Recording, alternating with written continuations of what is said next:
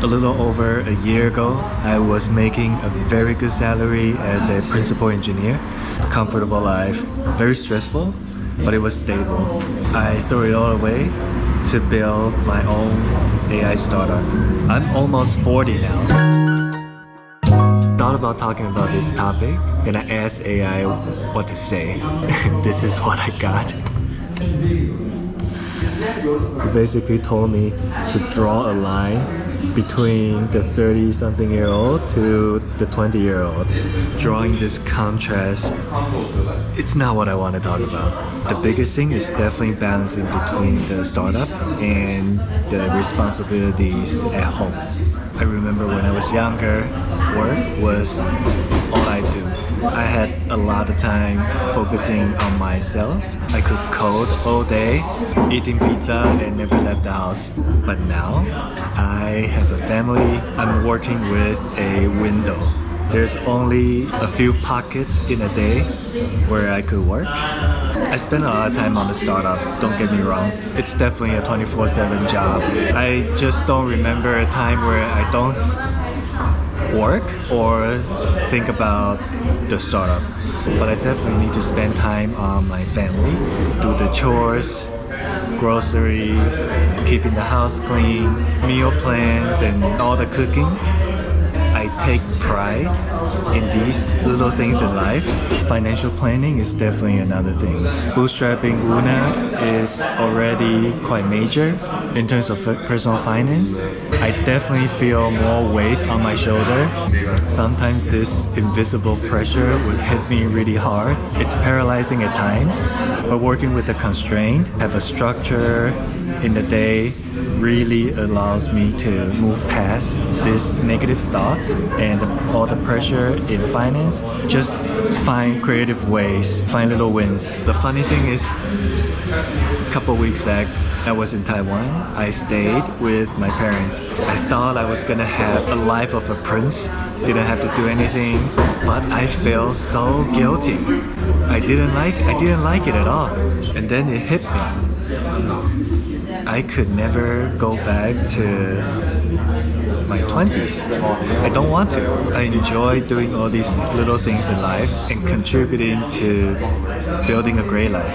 The other day I had a LinkedIn moment. A few of my ex-colleagues, they got promoted, working in fancy companies and having a great life.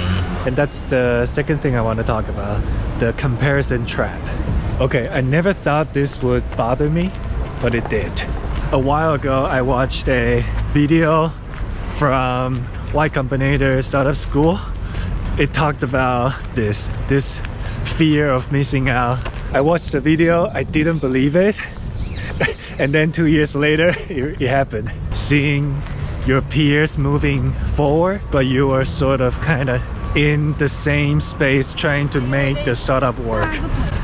The progress is not easy to see, but you are making progress. You are learning in being a startup founder. I personally think that creating something out of nothing, it takes time, it takes resources and courage. For me, it was when I felt the most vulnerable, things are not moving the way I wanted, and then other people's accomplishment sort of create this bitter feeling. I think it's just a very human moment, but there's a very important lesson here. All I needed was a mindset shift, a mentality shift.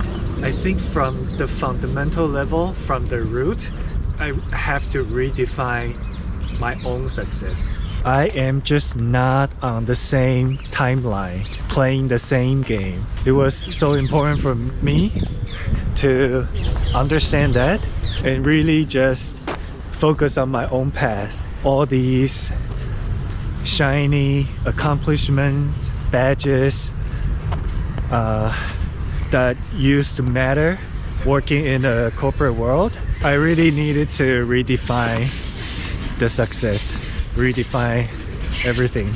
What I could do is to use other people's success as the fuel to continue pushing forward.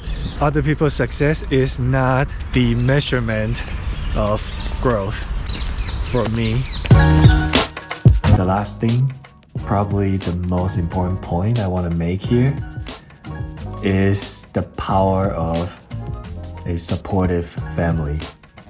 There were times I just didn't want to do anything, even though I had a lot to work on, and my partner just told me it's okay to take a break. Things are fine, and I know you are under a lot of stress, but you just have to do the things. I know it's hard, but it's that simple. Just do the things. It was just such a powerful yet gentle support. It's what a strong support system can do for your confidence and stick to the path you're on. They're less than 1% of the world population that are startup founders, and they're even less, 80% past the 1 year mark. Having courage is really not about being fearless. If you are approaching your 40s, you've built a career, a life out of it, you had a lot to lose. So the idea of being fearless is crazy. I think it's healthy to have that feeling of wariness. The courage really comes from the place of gratitude, the love, the passion, everything you've been through. With the support of your partner, your family, will fuel the fire. That's really been my experience. That's what I'm feeling right now. And I can honestly say that building a startup for me is a pursuit of joy. This is always what I've been wanting. I'm doing it for the right reason. This path is insanely challenging. If you're in your late 30s thinking about taking the leap, take a deep breath and sit down with your family, talk things through, come up with a game plan, because this won't be your journey, it will be all of your journeys collectively. It will be a very fun journey ahead. You will learn new things every single day with the technology, with the finance, with how to run a company. All sorts of unexpected things will come up, but it won't be a problem for you. Trust the people around you, trust the years of experience, trust yourself. All the best. I'll see you next time. Ciao.